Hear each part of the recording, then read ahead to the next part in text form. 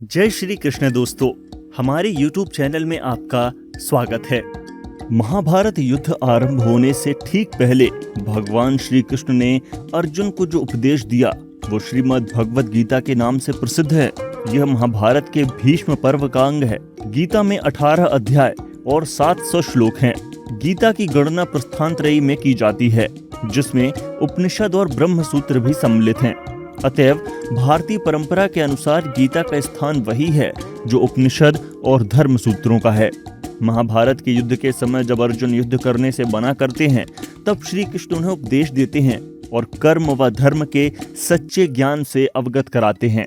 श्री कृष्ण के इन्हीं उपदेशों को श्रीमद् भगवद गीता नामक ग्रंथ में संकलित किया गया है। भारत की सबसे महान एवं सबसे अनमोल धरोहरों में प्रसिद्ध श्रीमद् भगवद गीता एक ऐसी दिव्य ग्रंथ है जिसमें सभी जीवों एवं लोगों के जीवन के गूढ़ रहस्यों को अत्यंत सरल और स्पष्ट रूप में प्रस्तुत किया गया है। श्रीमद् भगवद गीता का पहला अध्याय अर्जुन विषाद योग हमें महाभारत के युद्ध के उस प्रारंभिक क्षणों में ले जाता है जहां अर्जुन अपने धर्म और कर्तव्य के बीच उलझन में पड़ जाते हैं। इस अध्याय में भगवान श्री कृष्ण और अर्जुन के संवाद के माध्यम से हमें जीवन में आने वाली चुनौतियों का सामना करने की शक्ति और धैर्य की शिक्षा मिलती है। गीता का पहला अध्याय अर्जुन विषाद योग व भगवद गीता अध्याय फर्स्ट का यह गीता दर्शन संवाद हमें ये सिखाता है कि किसी भी प्रकार की विपरीत परिस्थिति में भी हमें अपने कर्तव्यों का पालन करना चाहिए और ईश्वर पर अटूट विश्वास रखना चाहिए। आइए फिर आज हम इस वीडियो के माध्यम से महाभारत के उस क्षणों में प्रवेश करने का प्रयास करेंगे जहां महाभारत का भीषण युद्ध हो रहा था। अगर आपको ये वीडियो पसंद आए तो हमारे YouTube चैनल को सब्सक्राइब करें। अर्जुन विषाद योग सेना का सैन्य निरीक्षण।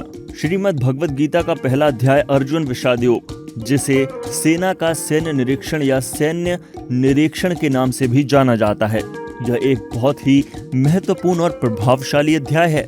इस अध्याय में महाभारत के युद्ध के प्रारंभिक क्षणों का वर्णन किया गया है, जहां अर्जुन कौरवों और पांडवों के बीच होने वाले भीषण युद्ध के मैदान में खड़े होकर गहरे मानसिक संघर्ष और द्वंद्व का सामना करते हैं।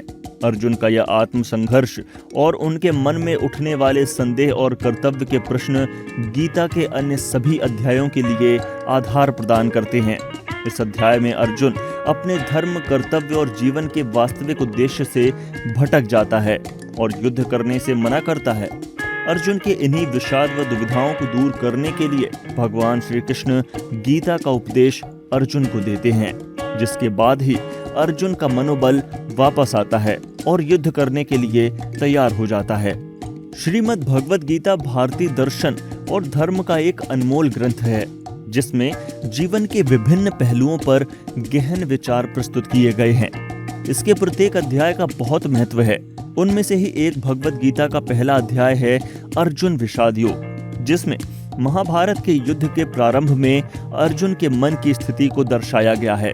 यह अध्याय हमें खुद के जीवन में हमारे सामने आने वाली चुनौतियों को स्वीकार करने और उनसे निपटने की शक्ति एवं उसका उपाय प्रदान करता है। श्रीमद् भगवद गीता अध्याय 1 के श्लोक 1 से 19 तक, इन श्लोकों में संजय धृतराष्ट्र को सेना की स्थिति तथा सेना में आए गणमान्य योद्धाओं के बारे में जानकारी दे रहा है।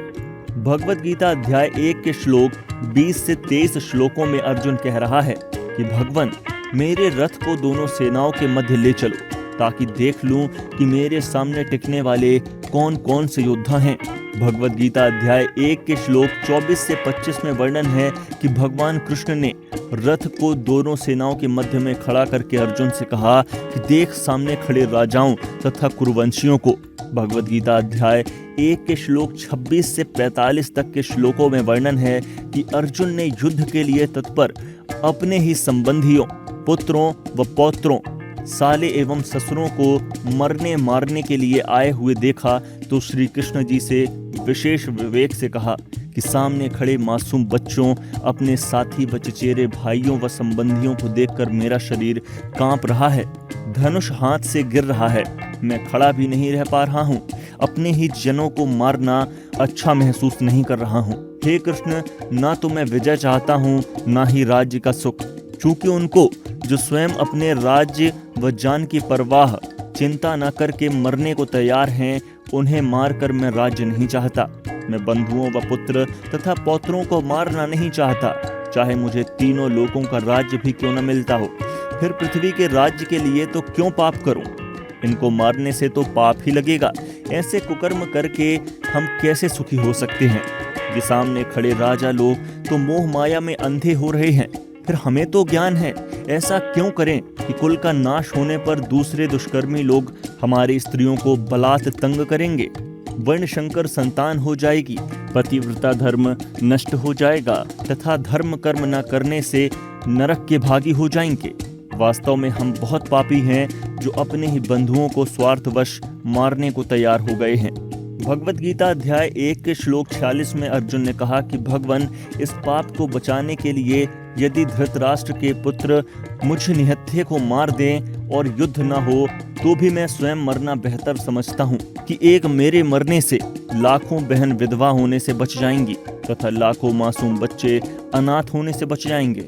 भगवत गीता अध्याय 1 के श्लोक 47 में यह कहकर अर्जुन दुखी मन से रथ के बीच वाले हिस्से में बैठ गया तथा धनुष को रख दिया। अध्याय 1 में कुल 47 श्लोक हैं, जिनमें से 2 श्लोक 24 से 25 श्री कृष्ण ने बोले हैं, शेष संजय तथा अर्जुन ने कहे हैं। श्रीमद् भगवत गीता का पहला अध्याय अर्जुन विषाद योग हमें जीवन के विभिन्न पहलुओं को समझने और उनके साथ सही तरीके से निपटने की प्रेरणा देता है। अर्जुन की यात्रा और भगवान श्री कृष्ण के उपदेश हमें आत्मज्ञान, कर्म योग और नैतिकता के महत्व को समझने में मदद करते हैं। इस अध्याय का अध्ययन हमें जीवन की चुनौतियों का सामना करने और उन्हें सकारात्मक दृष्टिकोण से देखने की शक्ति प्रदान करता है।